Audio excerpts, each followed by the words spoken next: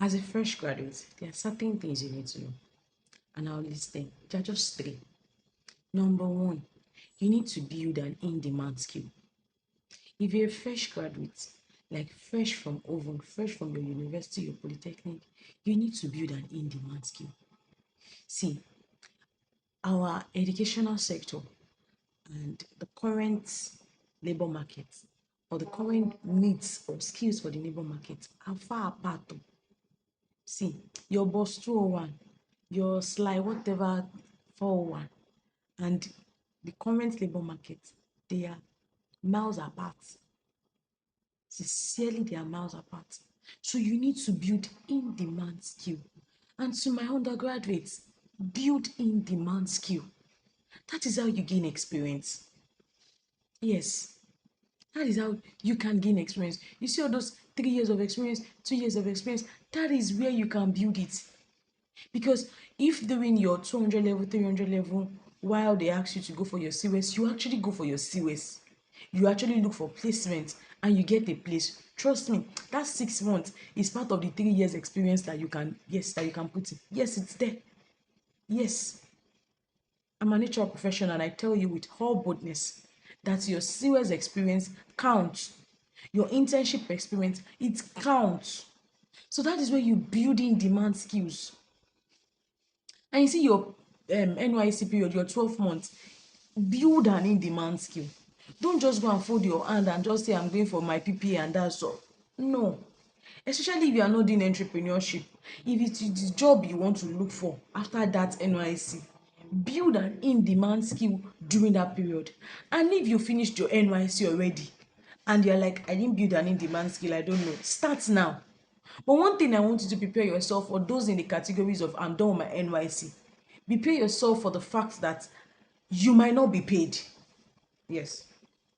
I wasn't paid my internship for 6 months. Yes. I worked with a consulting firm and I wasn't paid anything. But I did mine during my NYC period. So the federal government was paying me, so it was okay because my needs was met. So to you that's an S-corper, get ready. You might not be paid. You might need to find other ways to sort your needs. But build that skill. That sacrifice, pay it. That price, pay it. Now, when you're done building an in-demand skill, remember, build an in-demand skill first. When you're done building that, then create a CV. Create a CV, a professional CV that can stand out. A CV that is not your biography, that does not have information that is not required. A CV. Now, tailor each of your CVs to each job that you are applying for. A lot of us use a generic, like one CV for every job. You will not get callbacks. So I tell you with all assurance, you will not get a callback if you are using one CV for every role. Yes, because an organization can be recruiting for a particular role, another organization can be recruiting for a particular role, and what this organization is asking for as requirements is different from what the other one is asking for. So you need to know what you are doing. One cap fits all does not work for CV when you're applying for a job. That means you yourself must know how to create your CV, because how many CV do you want to professionally pay for each time? So that's another one. That's two. Remember the number one. Number one thing you have to do is build an in-demand skill. Number two, create a professional CV. If you don't know how to create one, you can reach out to us. We'll create one for you. And if you want to continually create one for yourself, we can teach you how to create one. Do you understand? At a very, very affordable price, because I understand the economy and understand everything that we are all in Nigeria.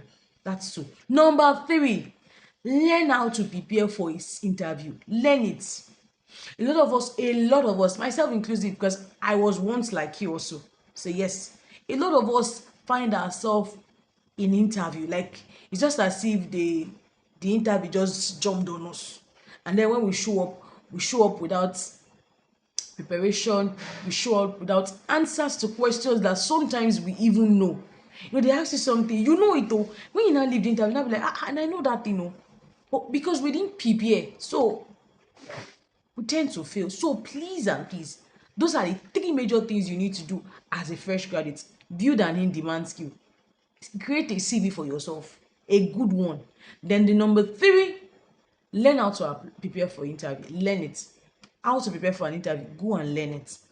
And if you're clueless of what to do, this is your first interview, you don't know, you can as well reach out to us.